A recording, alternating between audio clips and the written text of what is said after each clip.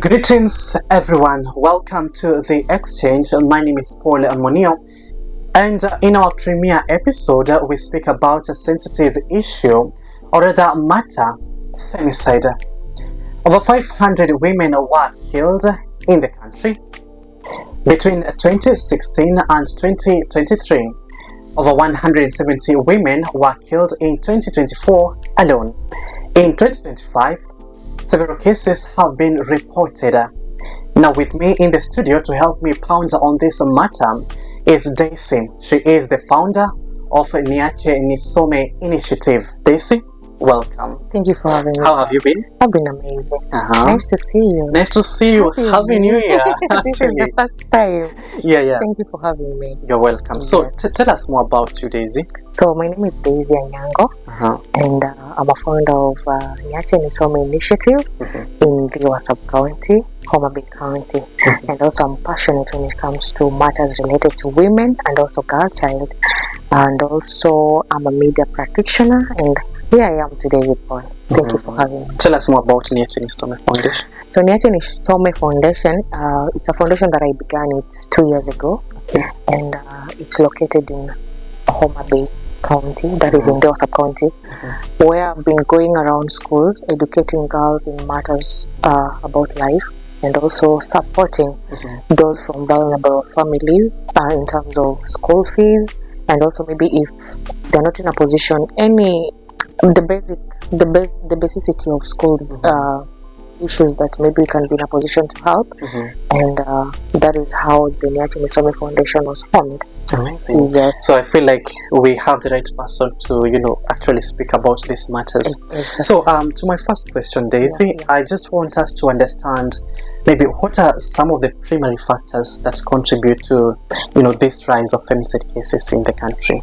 So Paul, when it comes to the whole topic of femicide, this is a very sensitive issue, because from the beginning of last year, that is January 2024, up to this time, we are in 2025. Anytime you sit on your television, the news that we get or that prompts so many times, it matters to do with femicide.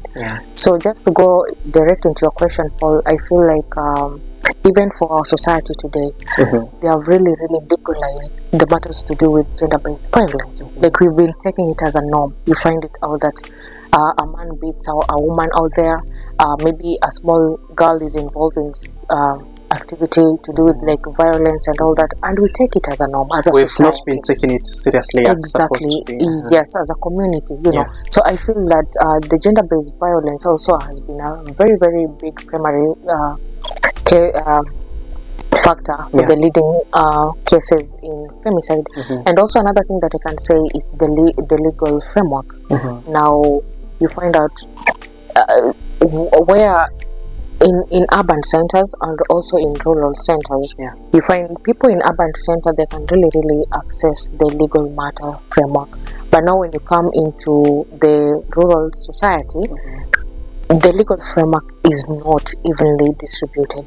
So that has been a very crucial issue, and you find it out that it has led into that rising case of femicide, because people are not taking it as an issue, because even if it's there, now where are they going to report it? Where are they going to report it? It matters to do with legalizations of the entire thing, Yeah, and definitely we shall also talk about if there exists gaps in the legal framework, or rather in the legal system. But before that, let me just go to the second question. How have cultural, social and economic factors have contributed to, the rise of femicide in the country? So in regards to that, allow me answer it in this form. There is a story that was aired out. Am I allowed to mention yes, the TV station? Yeah. So there's a story that was aired out in Citizen TV about a lady who met a guy on social media, and they don't know each other. And the lady went. Now maybe she had her own reason as to why they are going to meet in such a place. And what followed, Paul? what followed? The lady was killed. That was a femicide case. But maybe, and there was a whole notion on social media that why are ladies going outside with people they don't know? Isn't that irresponsibility? No, okay, in a way it can be irresponsibility, or maybe someone's responsibility to take it in as an action. But now, Paul, tell me, that doesn't give you a guarantee to go and kill someone. No. It doesn't. So you find the social economical factor aspect of it. You find maybe ladies are going out there, with the current crisis in our country, maybe no job opportunities. Yeah. Ladies, they feel maybe if they go out and hang out with men, the whole notion of maybe the wababas and all that, at the end of the day they get killed in such a process. That has also been a factor that is affecting or maybe rather leading to the rising cases of femicide. And also the economic background.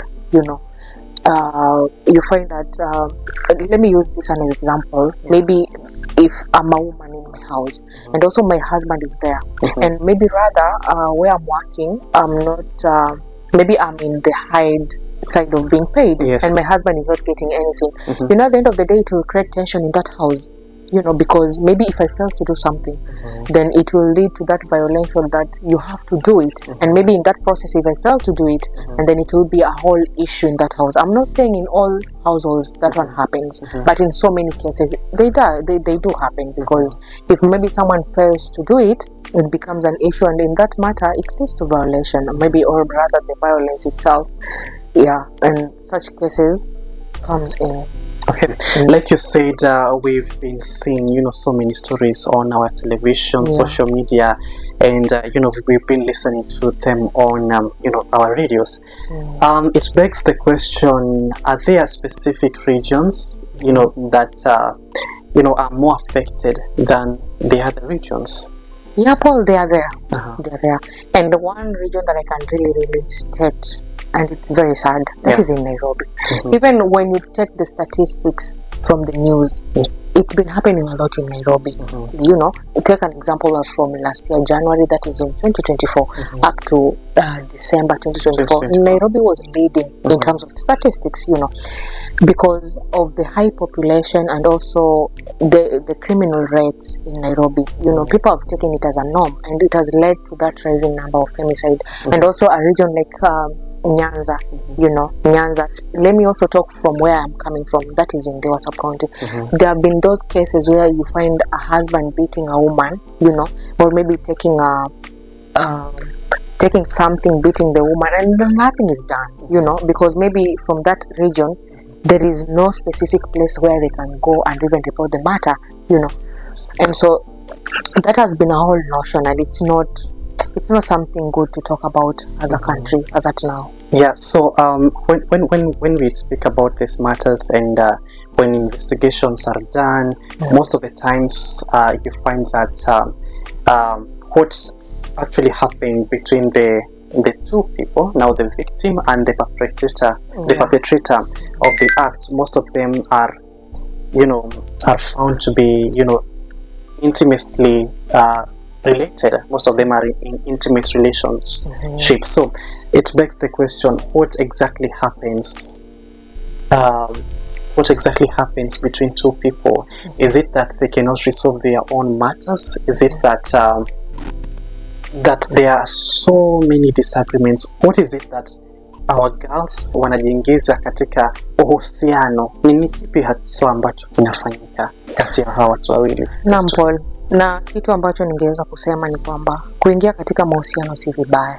Waelewa, kuingia katika mahusiano si vibaya, lakini sasa kile kitendo ambacho kinafanywa wakati watu wako katika mahusiano ndio inachangia katika hizi, how do you call them, cases in Swahili. So it begs the whole question, because now you cannot say that being in a relationship it's an offense today in our country. It's not an offense. You can't be in a relationship, but now you find most of the time ladies, they don't take their humble time to get to know someone deeply. Maybe even through our social media, I take my phone, I go on Facebook, on Messenger, someone has sent me a text, and there I am. I'm planning already for the meetup. Unajua, And if the person tells me, can you give me your number, I give it out, and then outside there I go, we start communicating. I don't know this person, you know, as a lady now, we should be starting it from there. Now I go ahead and even plan for a meetup with this person, and now tell me, my family doesn't know about this person, my friends doesn't know about this person, but now something that will follow after that, it's now maybe the killing, maybe being beaten. We don't know where to trace this person from, because now tukianza kusema tunamtafutia wapi, family ukimuuliza ulimuona Daisy juzi amekuwa na mtu fulani, hata hawamjui. Yes, so that is also another thing that women, or maybe rather ladies, should take them into consideration, and it's very saddening, by the way. Okay. Yes. Are there laws in the country that guide on such particular matters, and are they actually effective? So the number one law that I can state is the Violence Against Women that was acted in 2015, you know.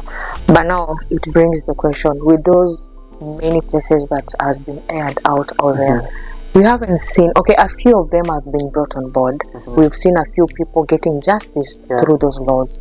But now, what about the rest? Now that is the question. What about the rest? So on my end, I feel like the laws have not been fully put into action. Because if they were put fully into action, Paul, trust me, from January, where the cases have been aired out, we could be seeing the perpetrators behind bars. Yes, behind bars, actually. Yes. So allow me to ask you the next questions, because you have, you have this foundation that you are using maybe to spread awareness on certain issues that affect girls. But have we created awareness enough, especially in the rural areas, on how the victims can, approach, the legal system to get justice, and what they actually need to do to avoid, falling victim into such matters? Okay, I think a lot of awareness has been really created, but now when it comes to, there are those factors that really hinder the awareness to take place effectively, because let me use this as an example. You find that there is this issue that the government created, the 16 days of gender-based activism. Exactly. So you find it most of the time it happens within the urban centers.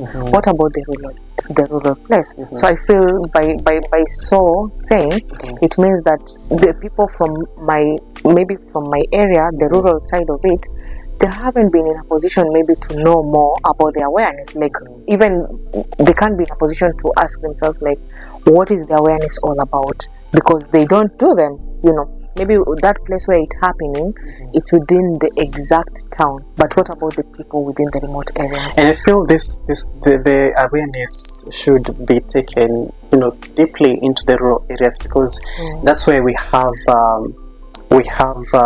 myths. Tuko na zile ambazo tunaziita ni thana. Wengi wanasema kwamba nisipochapwa na mume basi sitajihisi kama mwanamke. And wengine wanasema kwamba ni lazima mwanamke achapwe ili mwanaume aonekane kuwa yeye ndiye kichwa cha familia. And I think these are cultural issues that that need attention, and then they need to be discussed. Kwa sababu watu wengine wanaona ni kawaida mwanamke kupigwa, and it's actually illegal, because even if I have paid your bride price as my wife, it doesn't mean that I own you. You are still human being. And I feel like those people who are given that responsibility of creating awareness should actually go deep into the villages and talk about these issues to women and how they can be able to address them. And allow me cut you a bit, Paul. When it comes to such matters, does it mean that is the only possible way of solving the issue? Maybe a woman being beaten. Now that is the notion people have. So I feel a lot needs to be done, Paul. Especially in those rural, remote areas, a lot has to be done, because huwezi niambia ya kwamba mwanaume akinipiga ndo najisi mimi ni mwanamke. Ile wakati ambapo hujapigwa unajisi wewe ni nani? Sasa kumaanisha serikali lazima iweke zile mikakati ambazo zitaweza kusaidia wale watu ambao wanatoka katika mashinani kuelewa kwa undani zaidi. Iwapo njia ya kutatua matatizo kabisa. Sasa utapata kwamba katika yale mafunzo ambayo serikali itaweza kuipatia kipaumbele, mwanamke ama mwanaume wataelewa ya kwamba pengine mke wangu akiweza nikosea, kuna njia mwafaka ambayo nafaa nifuatilizie ama tuweze kukaa chini tuzungumze. Kama imeshindikana, kuna yale we call them chiefs. Maybe sometimes if it fails as a family, you can take it to the chief level. They put you down and maybe you solve the matter amicably. But no, it's not a matter of beating someone. So I feel like the rural center side of it, they really need a lot of awareness when it comes to matter. Kitambo we used to have this thing, labda nimekosana na mke wangu, and they used to go to their parents and discuss the matter, wazazi kutoka huu pande na huu pande, but nowadays we don't see that happening. So usually what happens is that mwanamke huwa anakaa na ile matatizo yake, na hapo ndio unapata kwamba sasa inatokea anapigwa leo, kesho kutwa, mtondo ni kuuliwa, tunasikia nini na happen. So Daisy, to my second last question now, have there been has there been sufficient support to the victims? Maybe kumekuwa na shelters za kuweza kushelter hawa watu wakipitia hizi changamoto, maybe to educate them or rather even to take them through psychosocial support? So Paul, in regards to that question, allow me use the very same example that you've used it before. You asked that question, umeniambia kwamba utapata mwanamke ameweza kupiga.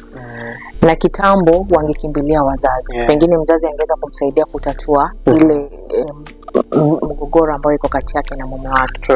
But nowadays we don't see that. Why? Because sometimes the person you take the matter to, there is a lot of stigmatization. Exactly, there is a lot of stigmatization in to the victim, because now we don't give them a chance to feel themselves, in as much as they are being victim of such, but it doesn't give you a guarantee to maybe to treat them in such a manner. By so doing, you'll find someone not being comfortable, maybe to bring those matters of God, maybe to find justice. They are failures. They are failures in marriage, or maybe if you rather leave your marriage, now you are a bad man. The way they put it, mwanamke akiolewa mara kwanza ukitoka uende kwa mtu mwingine, sasa wewe you are not meant for marriage. Ama something else, maybe unaonekana you are a cheater, labda you've cheated on your husband. Exactly. Asa inaonekana wewe ni kiguna njia. Ashakumsima tu sipole kwa kutumia hilo jina, but it's true. Those are some of the stigmatizations. Exactly. Yeah. So have there been, sufficient support to the victims? I feel like the supports have been there, because the government is also trying their level best to bring the support system.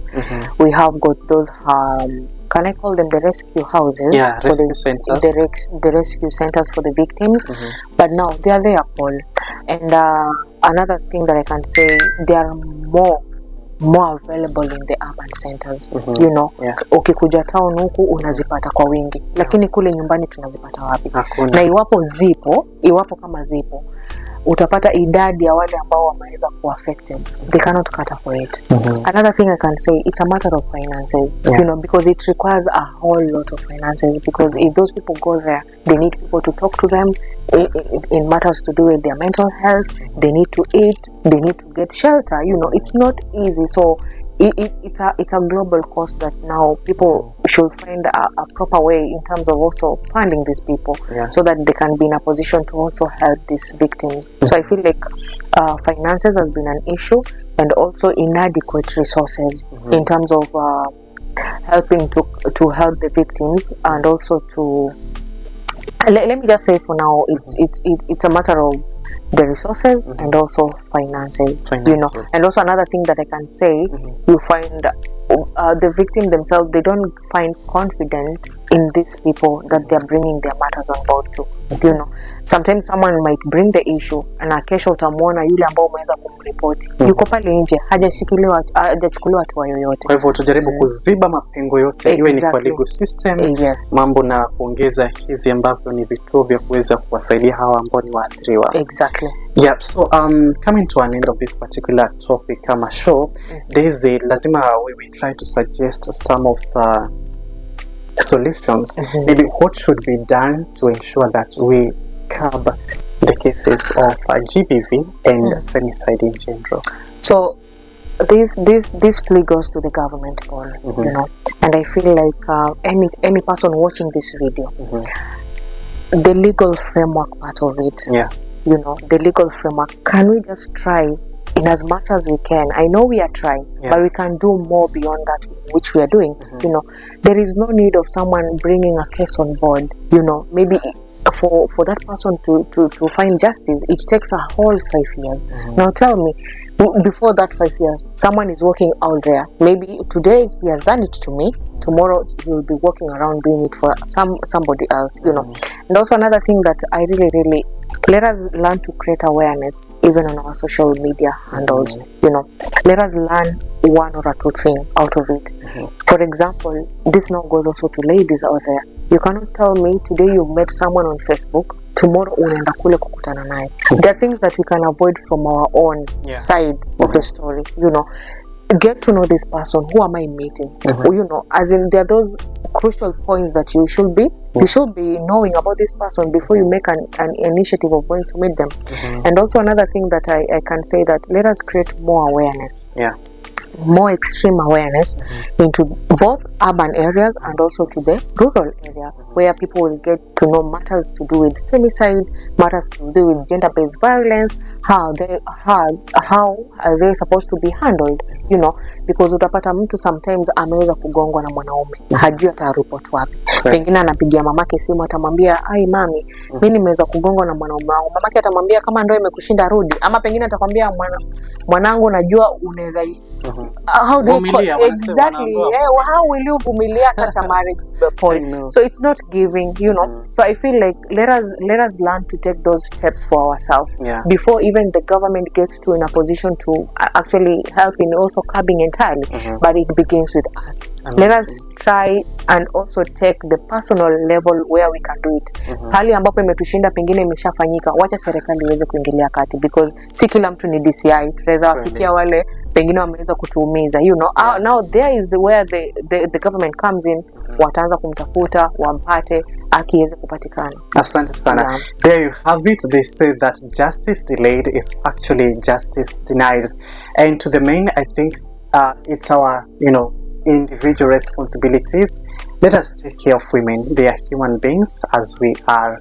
And with that, we come to the end of this particular show, The Exchange, Episode 1. My guest has been Daisy. My name is Paul Munio. See you next time, and bye-bye.